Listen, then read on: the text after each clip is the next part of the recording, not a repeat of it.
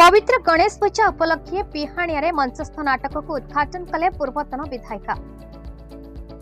गंजाम जिला बेगुनियापड़ा ब्लॉक अंतर्गत के परिडा पंचायत पिहाणिया ग्राम में पवित्र गणेश पूजा उपलक्षे श्री श्री मां बाहुती ठाकुराणी जीवनाट्य संसद पंचम अवतान मंचस्थ सामाजिक नाटक सुख नियंटक दुख अंटिए उद्घाटन कले पूर्वतन विधायिका श्रीमती लतिका प्रधान।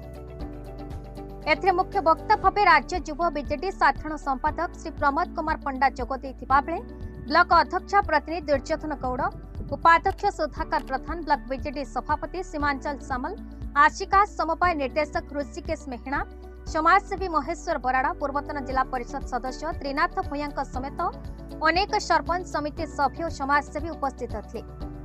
ग्रामांचल में कलार विकास एभली मंचस्थ होइतिबा सामाजिक नाटक ग्रामवासी को धन्यवाद देवा सह नाटक द्वारा सामाजिक बंधन भ्रातृत्व एकता सृष्टि करिथिले। एथिसह कलाकार माननकु मध्य उत्साहित करथिले। एही नाटक को श्री केदारनाथ साहू निर्देशना देथिबा बेले ग्रामर युवक और ग्रामवासी माने सहयोग करथिले।